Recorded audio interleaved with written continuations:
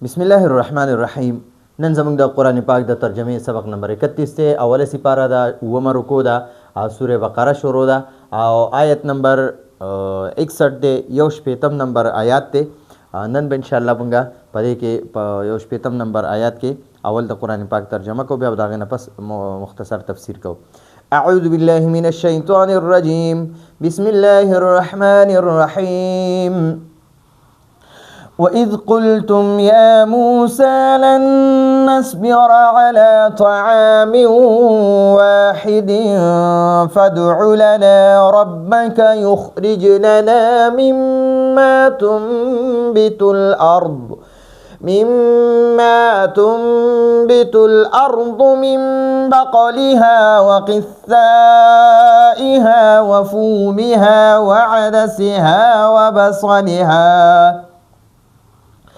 قال أتستبدلون الذي هو أدنى بالذي هو خير اهبطوا مصرا فإن لكم ما سألتم وضربت عليهم الذلة والمسكنة وباءوا بغضب من الله ذلك بأنهم كانوا يكفرون بآيات الله ويقتلون النبيين بغير الحق ذلك بما عصوا وكانوا يعتدون صدق الله العظيم. وإذ قلتم يا موسى، نو دلته کې بتاسو اذكر محذوف رو باسي، اذكر محذوف پر رو باسي، واذكر او تاسو یاد کئ، واذكر تاسو یاد کئ، اذ هر کله چې قلتم تاسو وی نبی علیہ السلام دی بنی اسرائیل ته وی په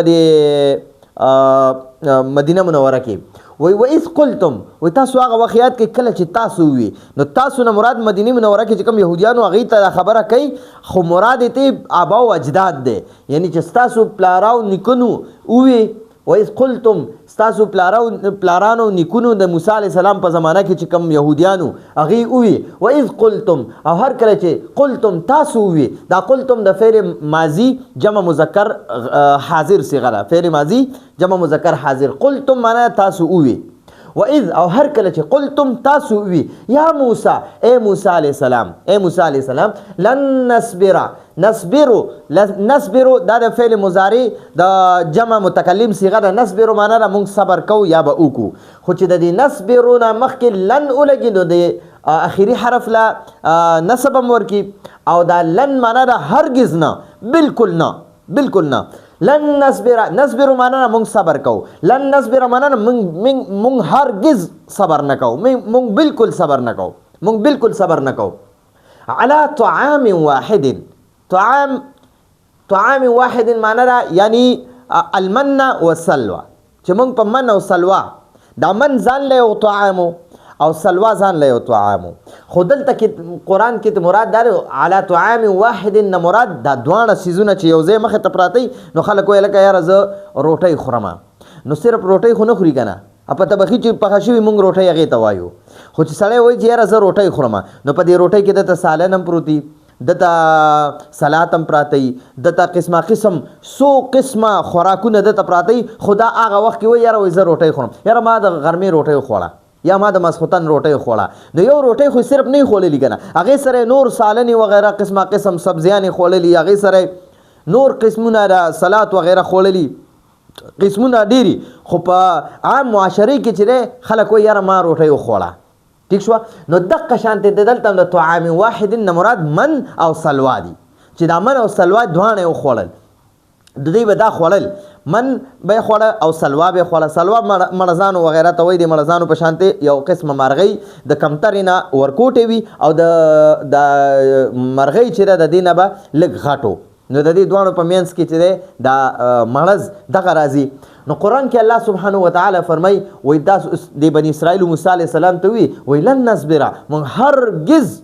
مونږ هرگز صبر نشو کولای مونږ بالکل صبر نه کو علی طعام واحد یعنی المن والسلوى چې مونږ په یو قسمه خوراک باندې صبر نشو کولای یعنی من او سلوا باندې چیرې مونږ به هر وخت لګیو هم دغه من چیرې را د حلوا په شانتي سپین قسم وای تک سپین د پيو نه زیات سپین او د شاتو نه زیات خواږه چې دغه خوراک دی دا به ساري د پرخې سره را پریوته په پاڼو په کاڼو باندې دی به هغه خوړل نه دی ته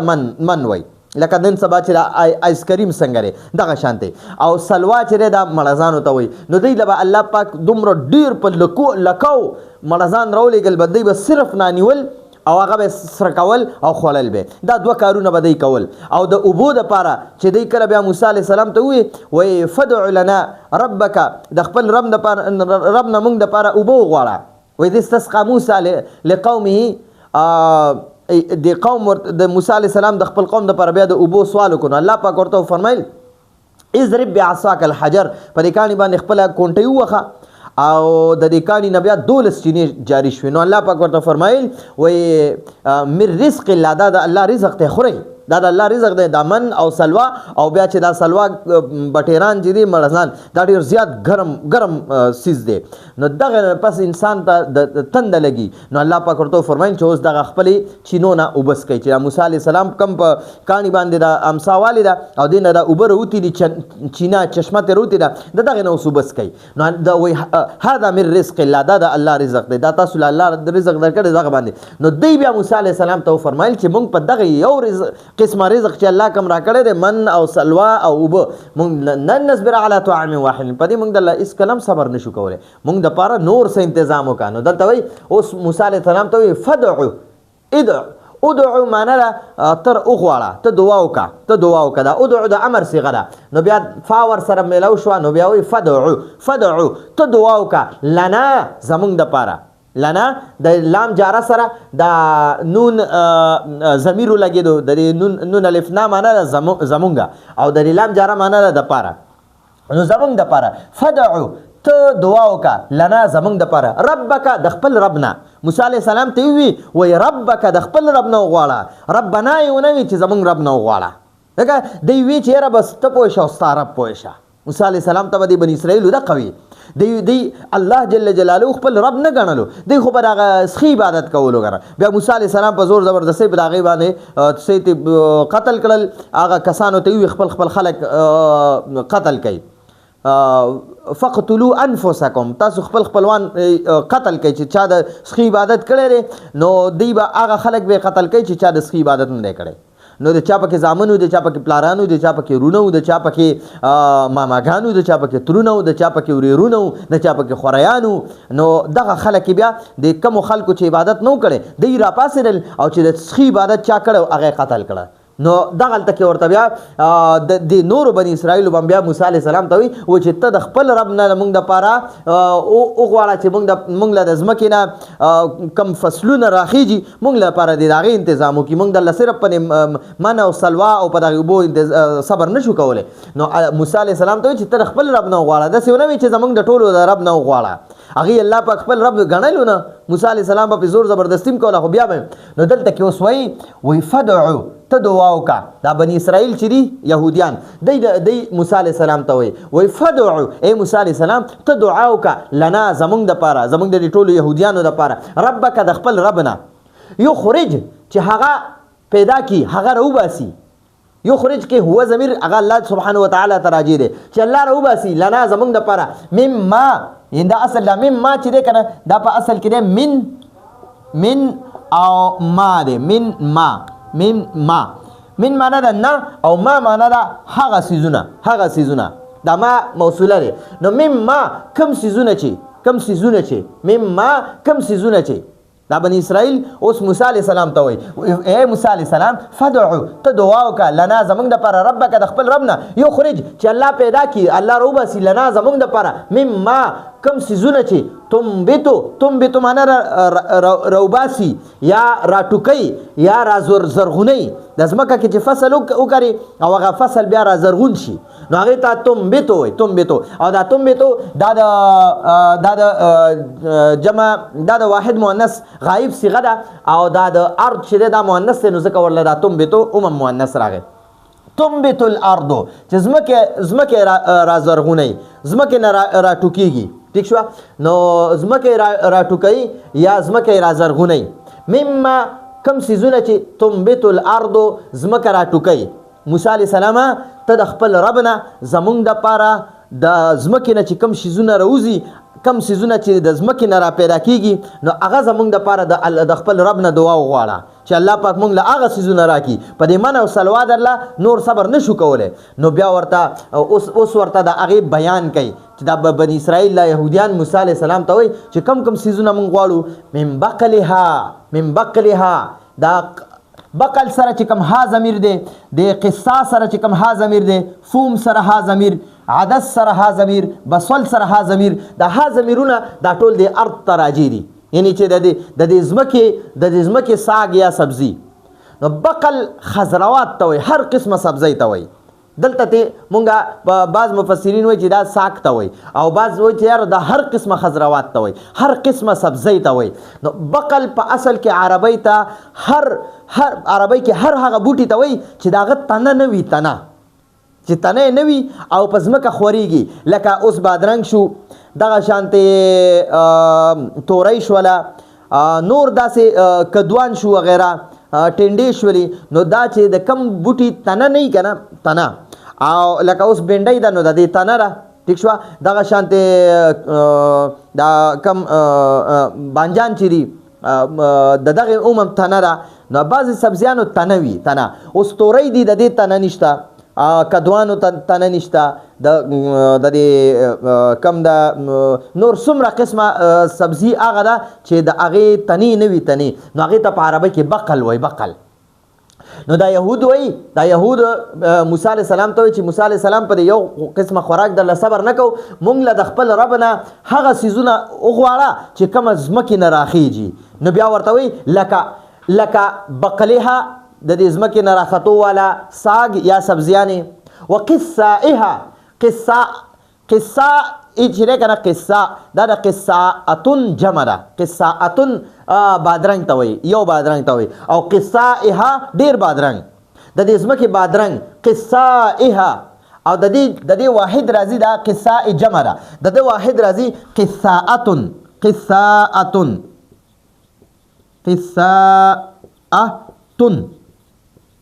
قصاءتن یو بادرنګ ته وایي او قصائی صرف دا ګول تا چې ته لرې کې که نه دا ګول تا چې لرې کې نو دا قصائی چې دی که نه دا قصه نو دا بیا جمع ته وایي ډېر بادرنګو ته وایي نو بقل معنا را ساګ یا سبزیانې د دې ځمکې ساګ وقصائها د دې ځمکې بادرنګ وفومها فوم چې دی فوم دا عرب وایي چې دا اوږي تم فوم وایي او غنم تم فوم وایي فوم او بعض مفسرین وایي لکه څنګه چې مفسر ابن کثیر لیکلی دی تفسیر ابن کثیر کې چې فوم هر هغه نعمت ته وایي هر هغه څیز ته فوم وایي چې د هغه نه روټۍ جوړېږي لکه غنم شو جوار شو باجره شوه مکۍ شوه وریجې شوې د دې چې کله وړه کړي که نه نو د دې وریجو نه هم روټۍ جوړېږي د جوارو نه هم جوړېږي د غنمو نه هم جوړېږي او د باجرې نه هم جوړېږي نو د مکۍ نه هم جوړېږي نو دا چې وړه کړي د دې نه روټۍ جوړېږي نو فوم معنا ده هر قسمه هر هغه څیز چې د هغې نه روټۍ پخېږي خو دلته ته مراد غنم اغستی اکثر مفسرینو ته غنم اغستی دی او بعض مفسرین وایي چې د فوم غنمو ته هم وایي او اوږې ته هم وایي اوږې ته نو دغه بني اسرائیل اوس موسی علیه السلام ته وایي چې صرف په من او سلوا د الله صبر نه کوو مونږ دپاره د ځمکې نه هر هغه څیز د الله نه وغواړه چې ځمکې راله راوټوکئ ځمکې نه راله راوخیږي چې لکه بقل هر قسمه ساګ شو او قصائها او د دې ځمکې بادرنګ د ځمکې نه راختو والا بادرنګ وفومها او د دې ځمکې نه ټوکېدلو والا راختلو والا غنم شو یا اوږه شوه وعدسها عدس مسور ته وایي مسور او د دې ځمکې مسور یعنی وعدسها او خپل مسور چې د ځمکه را خپل مسور روباسي و بصلها بصل پیاز ته وایي پیاز نو د دې ځمکې نه راختو والا پیاز ٹھیک شو نو دلته کې اوس وایي فدع لنا زمونږ دپاره ته وغواړه دعا وغواړه ربک د خپل رب نه یخرج لنا چې هغه الله زمونږ دپاره روباسي هغه رب زمونږ دپاره روباسي مما کوم څیزونه چې تنبت الارض ځمکه را زرغونوي ځمکه را ټوکوي من بقلها لکه خپل ساگ یعنی چې د ځمکه خپل ساگ را زرغونوي وقثائها او خپل بادرنګ یعنی چې دا بادرنګ را زرغونوي وفومها او خپل غنم چې د ځمکه خپل غنم را زرغونوي وعدسها او خپل مسور وبصلها او خپل پیاز نو د ټولو سره چې کم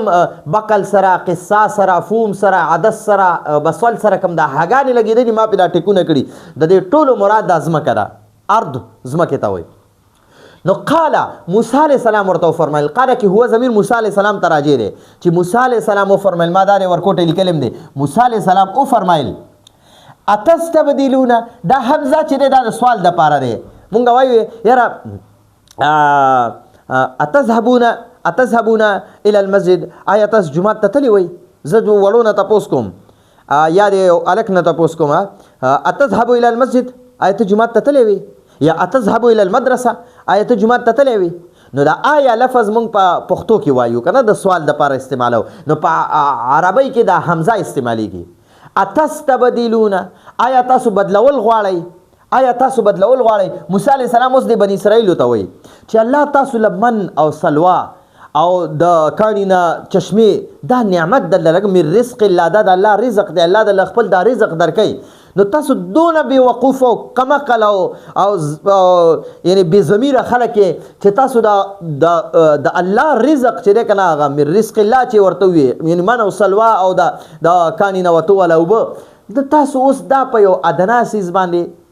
بدلول غواړئ ادنا څیز څه شی دی بقل دی قصه دی فوم دی عدس دی بصل دی هغه من او سلوا تاسو ته بغیر د محنته ملاوي ده په هغې کې ستاسو د خپل لاس محنت شامل نه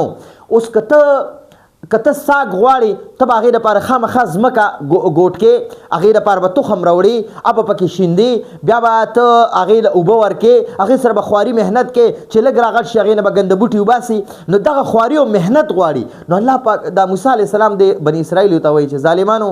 من او سلوا خورئ او د الله عبادت ته فارغ یئ نو اوس تاسو په خپل ځان ولې په مشقت کې اچوئ په محتاجۍ کې اچوئ ولې ځان په ذلت کې یعنی مبتلا کوئ چې تاسو ساګ غواړئ هغې دپاره به محنت کې پټې به اړئ او ټول محنت به پکې کې که تاسو بادرنګ غواړئ هغې دپاره به هم دغه محنت کې که تاسو غنم غواړئ د هغې دپاره به هم پټې اړئ او هغې کې به دغه کې غنم شیندې بیا به په هغه اوبه کې او بار بار به هغه په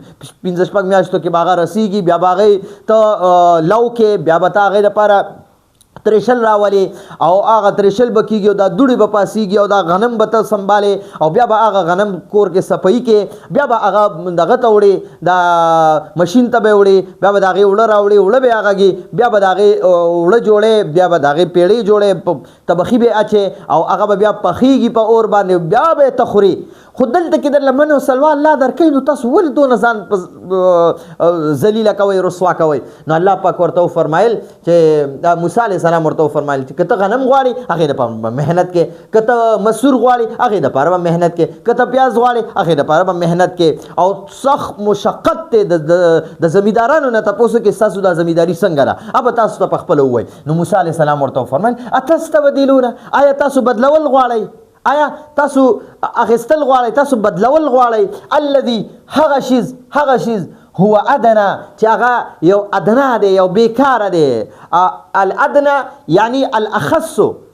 الخزي الاخص چې هغه ډېر یو معمولی شیز دی معمولی شیز نو تاسو الذي کم شیز چې هو هغه دی ادنا ډېر معمولی یعنی یو معمولی سیز دی دا بقل او قصه او فوم او عدس او بصل دا ته د غوښو سره بدلول غواړي او هغه هم د مارغانو غوښې او هغه هم قدرتي د اسمان نه راکوزېدو والا حلوا او هغه هم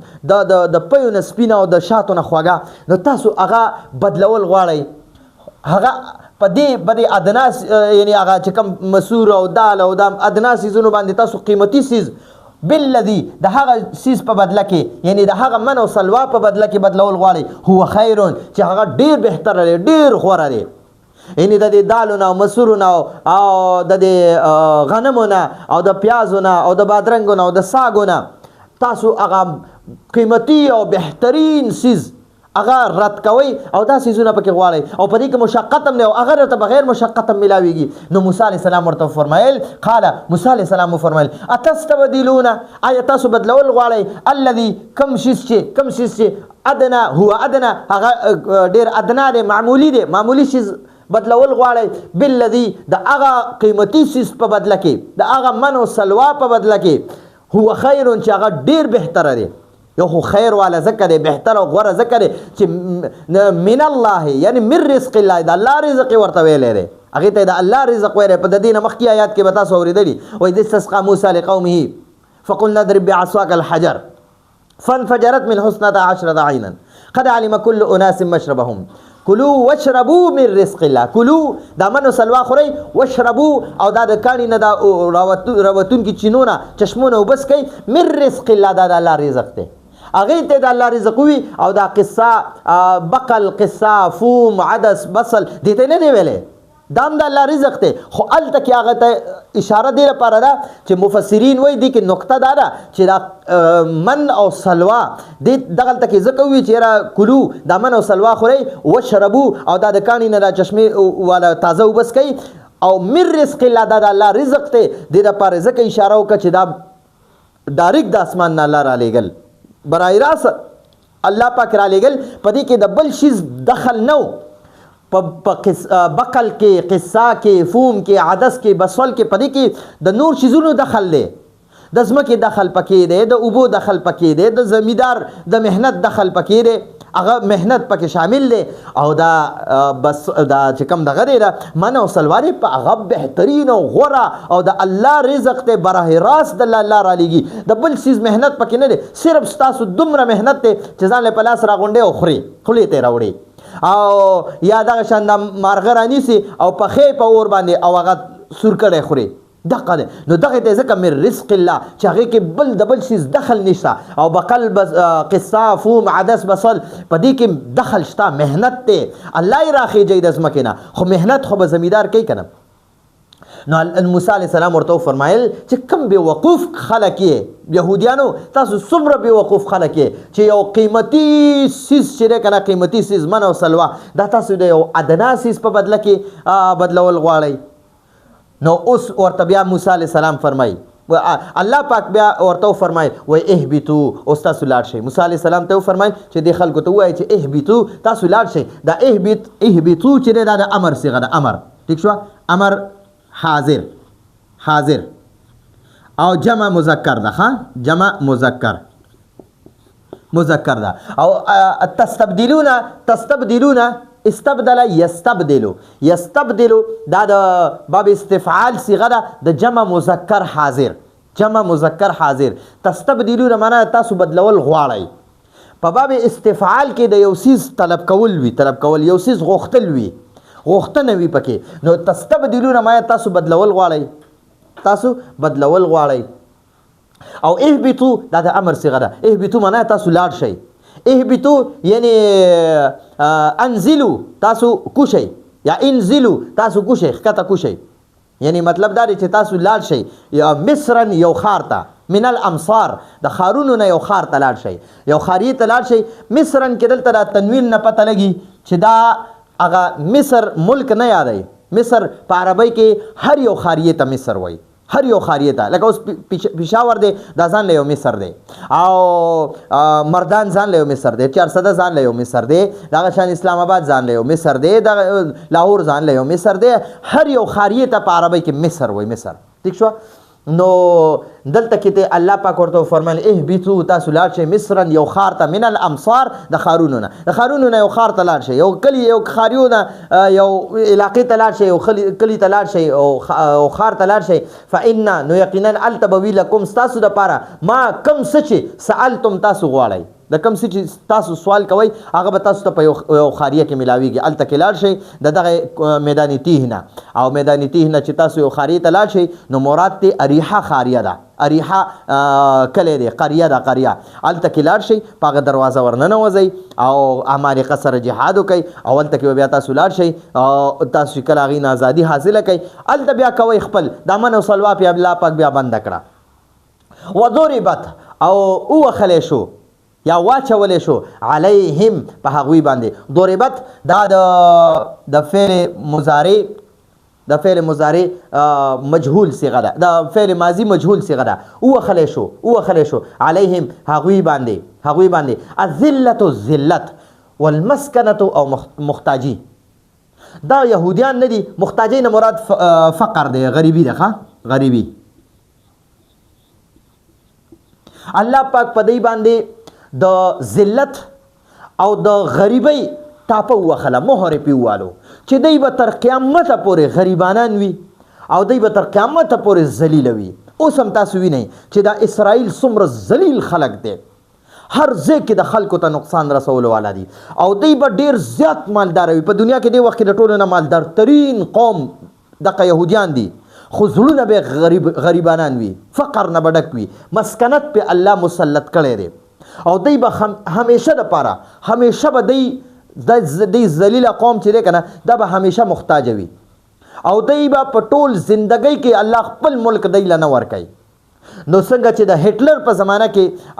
د هټلر تقریبا 60 لاک شپېته لکه یهودیان مردار کړي وجلي قتل کړي او د انګلند نه د فرانس نه جرمني نه دوی نه په د دوسری جنگ عظیم چې په هغې کې د یهودیان را تښتېدلي او څه مردار کړي 80 لکه مردار کړي ده نو په دې وخت کې چې اوس که ستا یو سوال جوړیږي چې یار دې زمانه کې دا اسرائیل د په فلسطین کې خپل یو ځان له اسرائیل یو ملک جوړ کړی دی نو دا یاد وساتئ ګورئ دوی له به تر قیامته پورې الله خپل ملک کلم نه ورکوي دا په اصل کې د امریکې ملک دی دا دغه ځای باندې امریکا خپل یو چونۍ جوړه کړې ده دا د امریکې او د برطانیې چونۍ ده او دا دغه یې پکې نولي دي د اسرائیل یې پکې نولي ځکه چې دا یو ډېر ظالم قوم دی ظالم چې دوی پیغمبران قتل کړي دا دی ویقتلون النبیین بغیر الحق دوی به په ناحقه پیغمبران قتلول شهیدان کول به که زکریا و یحیی علیهم الصلاة والسلام لکه یحیی علیه السلام او زکریا علیه السلام چې په ارو باندې دا شهیدان کړي او تر عیسی علیه السلام پورې په هغه باندې خواري کړي چې عیسی علیه السلام مونږ هم شهید کو خو الله پاک اسمانونو ته وخېجولو نو دوی په یو ورځ کې 300 پیغمبران د سار نه غرمې پورې دې ټایم کې د سار نه غرمې پورې دې وخت کې به دوی 300 پیغمبران په یو ورځ کې دوی ظالمانو به قتلول شهیدانول به نو دا هغه ذلیل قوم دی یو کمترین قوم دی په دنیا کې د ټولو نه الله په ذلت ټاپه لګولې ده او مسکنت چې زړونه به غریبانان وي که دوی سره دا ټوله دنیا هم شي که نه دوی به د نور شي سپیتوب هم کوي نو دوی کې دا سپیتوب شته دی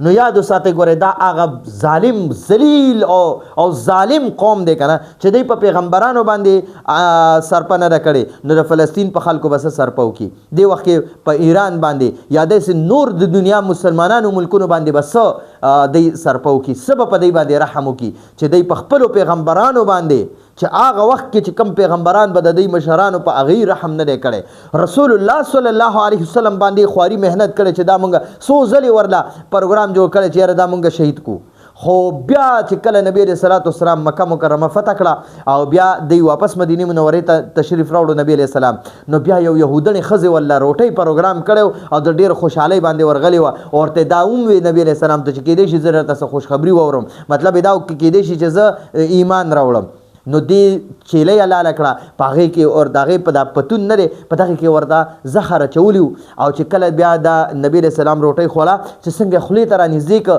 او د شونډو سې ولګېده نو هغه چیلۍ د پتون نه آواز راله چې یا رسول الله زه مسمومه یم په ما کې زخر میلاو کړی شوي دي او تاسو ما مه خورئ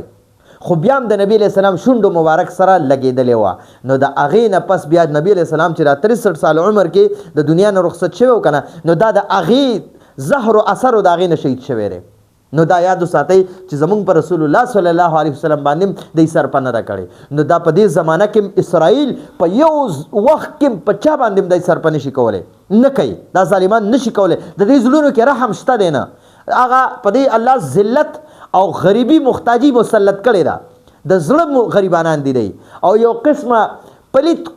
بدبوی به د دی نه ځي، ځکه چې الله دی ذلیله او محتاجه کړي دي. او قرآن کې الله پاک فرمایي که نه بل یو ځای کې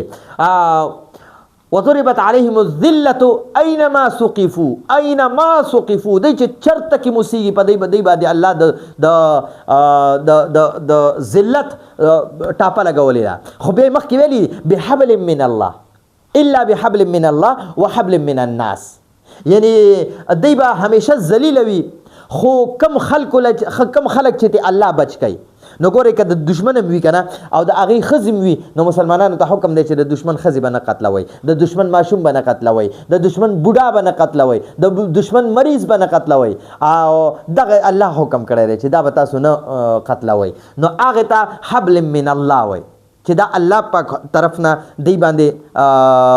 یعنی دا خلک به نه قتلوئ، دی ته دغه طرف نه ډیل دی. وحبل من الناس نه مراد دا دی چې یاره دی له خلکو یعنی پناه ورکړي وي. مطلب دا دی چې دی په کوم ملک اوسیږي نو هغې له به جزیه ورکوي، د هغې غلامي به کوي، غلامي جزیه به ورکوي، ټیکس به ورکوي، هر میاشت کې یا هر ورځ ټیکس به ورکوي او دی به په هغه ملک کې دی په امن کې به وي. نو تاسو کو څه وایي که نه چې یاره دا په اسرائیل کې دا کم دلته کې اوس دا اسرائیلیان او یهودیان پراته دي که نه، دوی یو ځان له خپل ملک جوړ کړی، دلته خو په قرآن باندې بیا نعوذ بالله اعتراض جوړېږي. نو یاد وساتئ ګورئ دا د دوی خپل ملک نه دی، دا د دې خپل ملک نه دی، دا د امریکې لاس دی دی سره، د برطانیې لاس دی دی سره، د یورپ لاس دی دی سره. دی چې د دوی نه لاس راښکلو که نه دا اسرائیل د 2 منټو نه دي، د 2 منټو. زموږ مسلمانانو کې الله پاک د جهاد جذبه اچولې ده، د ایمان جذبه ده پکې، د قرآن نورانیت ته ورسره، د احادیثو نورانیت ته ورسره، د منځ او د نیک اعمالو د تهجدو د دې نورانیت ته ورسره، د الله مدد ته ورسره مسلمان سره. مسلمان به همیشه الله پاک سرخرو ساتي، اوچت ټیټ سره به نه ساتي همیشه به. خو بشرط دا دی که دا مسلمان په خپلو عیاشۍ کې ډوب نه شو، لکه څنګه چې نن زموږ مسلمانان ملکونه په خپلو عیاشو کې ډوب شوي دي. نو الله پاک دغه ظالمان بیا هغه شانتې چې څنګه به پیغمبرانو باندې رحم نه کولو داسې زموږ په مسلمانانو باندې رحم نه کوي. او زموږ مسلمانان دونه بېوقوف او قمقل دي، قمقل چې د دغې یهودیانو هغه کم پروډکټ چې دي، کم د هغې تیار کړی شوي څیزونه دي، د هغې د کپنو څیزونه دي، لکه څنګه لیز چپس شو، دغه شانتې ډیو شو، او پیپسی شو، کوکا کولا شو، دا 7 اپ شو، مرینډا شو، دا د دې پروډکټ د دې کپنو تیار کړي دي. او دې باندې چې کم زموږ مسلمانان استعمالوي، دا قمقلان خلک استعمالوي، او د دې د وجې دې باندې عمدقه یهودو ته د دې دغه رسیږي، انکم رسیږي، د دې هغه ګټه ور رسیږي، او په هغې باندې دغه میزایلونه او دغه ټکنالوژي جوړوي او زموږ مسلمانان پې ختموي. نو زموږ مسلمانانو کوم دغه قمقلتوب دی. نو موږ له پکار دي چې قرآن باندې ځان پوه کړو، چې کله موږ په قرآن پوه شو موږ به دا د بني اسرائیل دا چې کوم څومره اسرائیل دي، دغه شان څومره یهودیان دي، نصوارا دي، یا څومره د دین او د قرآن او د احادیث او د الله او د الله د رسول او د مسلمانانو او د مدرسو د خانقاګانو او د دینی خلکو دیندارو خلکو دشمنانی موږ به هغه بیا پیژنو که موږ په قرآن ځان پوه کړو. چې په قرآن ځان موږ نه پوهیو نو دغه شانتې به ذلیل او خوار یو. ٹھیک شو جی. نو الله پاک فرمای وضربت او واچولې شو یا اوخلې شو علیهم په هغوی باندې الذلت، ذلت د ذلت ټاپه پی وخلې شو، والمسکنه د غریبۍ ټاپه پی ویلې شو. کله ټول دنیا هم د دې شي کنه، خو د دې زړونه به بیا سپیتوب به پکې وي او نور شیزونو کوشش پکې، او دی به زړونه به الله نه مالدار کوي. غنی ګوره غنی هغه ته وایي کنه چې په ظاهر ورسره نه خو زړی مالدار وي، دغه کس ته غنی وي، هغه غنی وي. او مسلمانان الحمدلله غنیان دي، غنیان. الله پاک پکې دا صفت ایښی دی. وباءو او هغوی اخته شول. وباءو دا باءو دا د جمع مذکر غایب صیغه ده، د فعل ماضی، د فعل ماضی د جمع مذکر غایب صیغه ده. باءو هغوی اخته شو، دا یهودیان اخته شو. بغضب په غضب کې، بغضب په غضب کې، من الله د الله، دی د الله په غضب کې اخته شول، دی الله په خپل غضب کې راګیر کړي دي، دی به تر قیامت پورې داسې د الله په غضب کې ګیر وي. ذالک دا د الله غضب، دا د الله غضب، دا ذلت، دا مسکنی بانهم د دې وجه نه وو، د دې وجه نه چې هغوی د دې وجه نه چې هغوی کانو وو یکفرون انکار کولو والا بآیات الله د الله د آیاتونو. یعنی د یهودیان چې څومره دي د انجیل نه مني، د قرآن مجید نه مني، او دوی په تورات کې د رجم آیاتونه نه منل، او د رسول الله صلی الله علیه وسلم کم صفات یا کم پیشنګویانې دا چې په تورات کې د هغې نه به انکار کولو. نو دا د دې وجې نه په الله پاک دا غضب نازل کو، او د دې وجې نه چې د الله کم نعمت وکنه نعمتمن او سلوه د هغې بې حرمتي وکړه او د حد نه نور تجاوزات یې وکړل. او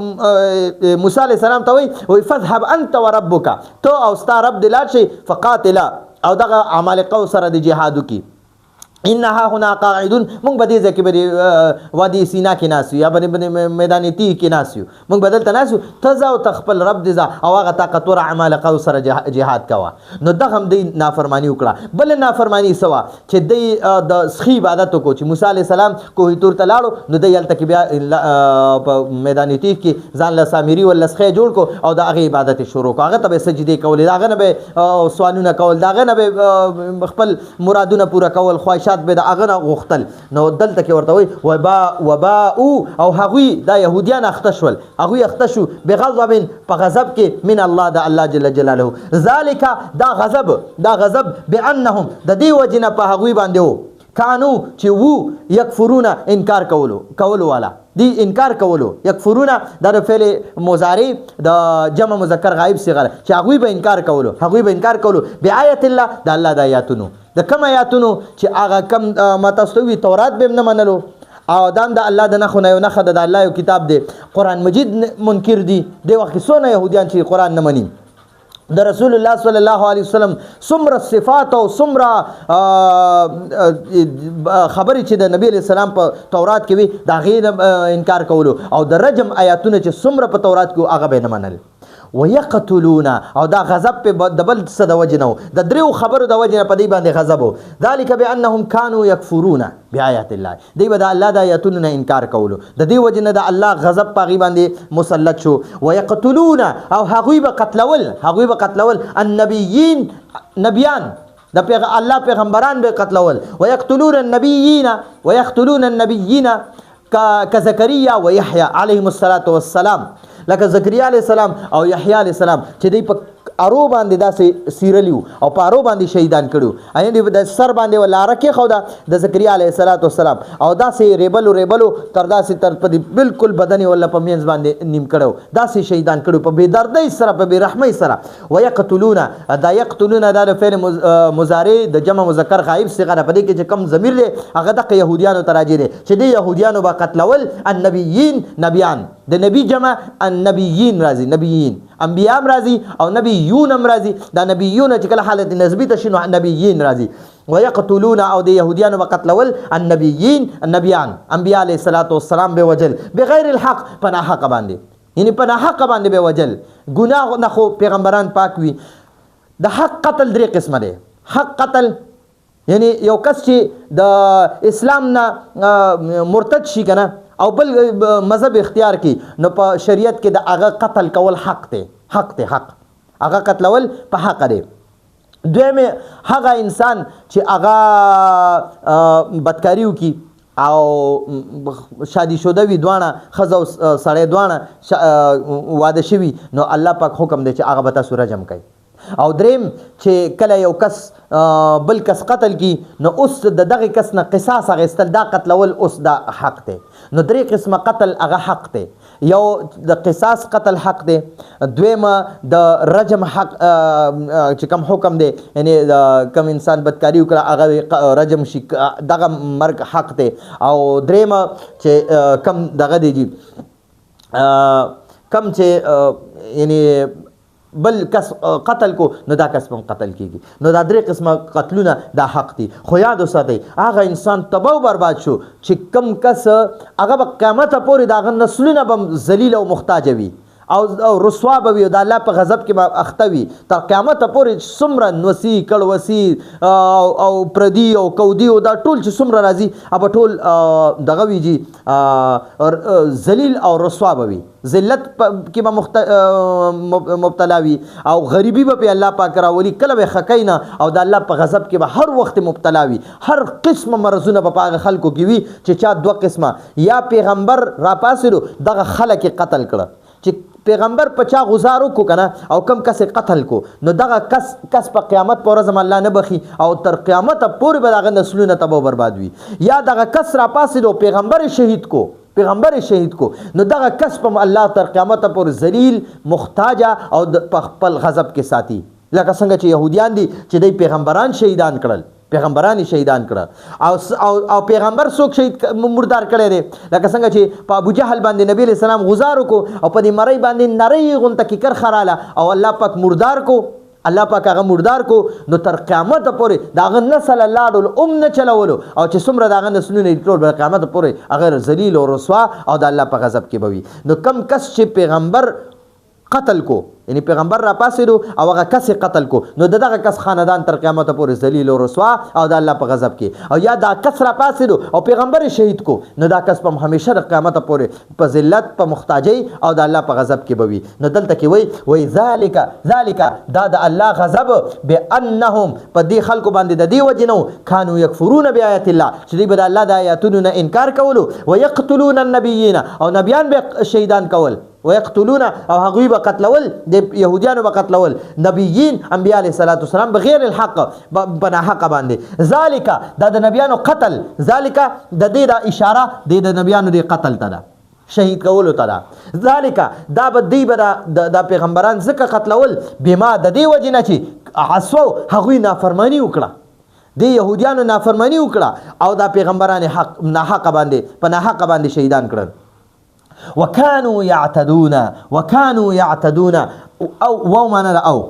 كانوا يعتدون حد نبوتل هغوی به د حد نوتل مسلسل حد نوزي اوسم د په حد کې نه دي نو يعتدون دا د فعل مضارع جمع مذکر غائب صيغه جمع مذکر غائب صيغه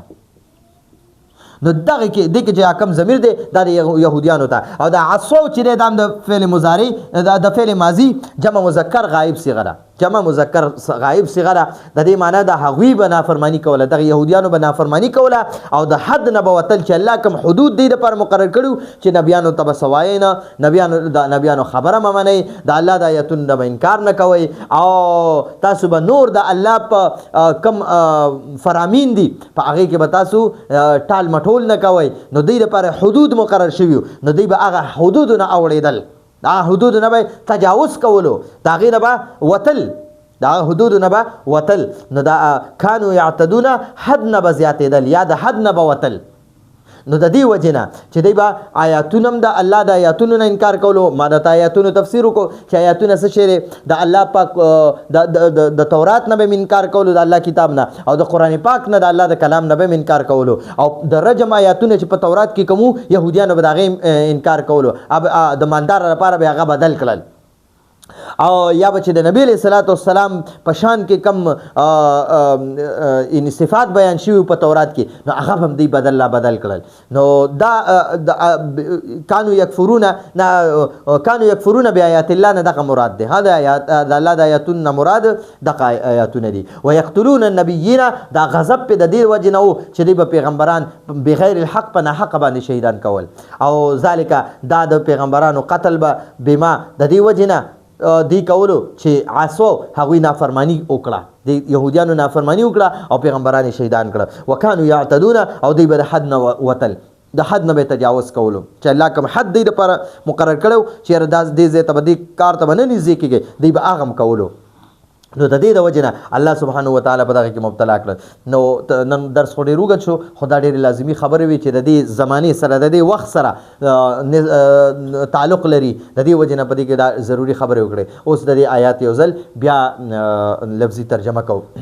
واذ او هر کله چې قلتم تاسو وی یا موسی علیہ السلام لن نصبر مونږ به هرگز صبر نکو علی طعام واحد په یو قسم طعام باندې په یو قسم خوراک باندې فدعوا موسی علیه السلام تو دعا وکړه لنا زمونږ دپاره ربک د خپل رب نه یخرج چې هغه راوباسي هغه رب راوباسي لنا زمونږ دپاره مما کوم څیزونه چې تنبت الارض ځمکه راټوکوي د ځمکې نه رازرغونېږي من بقلها لکه ساګ یا سبزیانې وقثائها او بادرنګ وفومها او غنم یا اوږه وعدسها او مسور وبصلها او پیاز قال موسی علیه السلام ورته وفرمیل اتستبدلون آیا تاسو بدلول غواړئ الذي کوم څیزونه چې هو ادنا بیکاره دي معمولی دي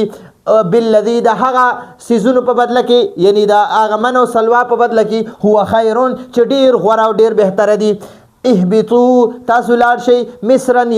یو ښار ته فان نو یقینا التبوي لکم ستاسو دپاره ما کم سیزونه چې کم څه چې سألتم تاسو غوښتلي دي کم سیزونه چې تاسو غواړئ د کم سیزونه چې تاسو سوال کوئ وضربت او وخلی شو علیهم په هغوی باندې الذلة ذلت والمسکنة او غریبي محتاجي وباءوا او دا يهوديان اختشول بغضب په غضب کې من الله د الله په غضب کې دا يهوديان اختشول مبتلا شول ذالک دا د الله غضب ذالک کې دا اشاره د الله غضب ته دی ذالک دا د الله جل جلاله دا غضب بانهم په هغوی د دې وجې نه وو کانو یکفرون چې هغوی به انکار کولو بآیات الله د الله جل جلاله د آیاتونو ویقتلون النبیین ویقتلون او هغه یهودیانو به قتلول النبیین انبیا کرام علیهم السلام بغیر الحق پنا حق باندې ذالک دا د نبیانو قتل بما د دې وجې نه به کولو عصوا چې هغوی نافرمانه وو هغوی نافرمانی وکړه وکانو یعتدون او د حد نه به زیاتې کولو د حد نه به وتل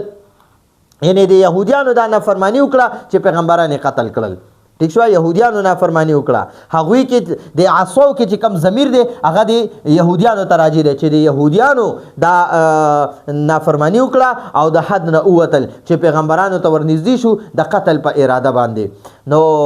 تقریبا په یو ورځ کې دی 300 پیغمبران شهیدان کړ 300 تر دې پورې راځي چې په بیت المقدس کې به په منبر باندې یو پیغمبر ولاړو او د تورات احکامات به بیانول یا به د انجیل احکامات بیانول نو دی به ورلل او هغه به شهید کو نو په یو ورځ کې صرف پوره ورځ کې نه د سار نه غرمې پورې مفسرین لیکلي د سار نه غرمې پورې دی درې سوه پیغمبران شهیدان کړي دا دونه ظالم قوم دی نو نن څنګه په فلسطین باندې لګیا دي دغه شان ورسره په اردن باندې اخوا او شا کې کو نور لیبیا او لبنان وغیره د ملکونو کې چې دی کم ظلمونه کوي او دی وخت کې دلته زموږ د ایران پورې رسېدلي نو دا دغه نا اهله خلق دي چې په پیغمبرانو رحم نه کړي نو په موت باندې بس رحم وکړي نو دا زموږ د نن ورځې درس دی امید ده تاسو په دې باندې پوه شوي نو راتلونکي درس پر اجازه غواړو هذا هو المرام والله اعلم بحقیقة الكلام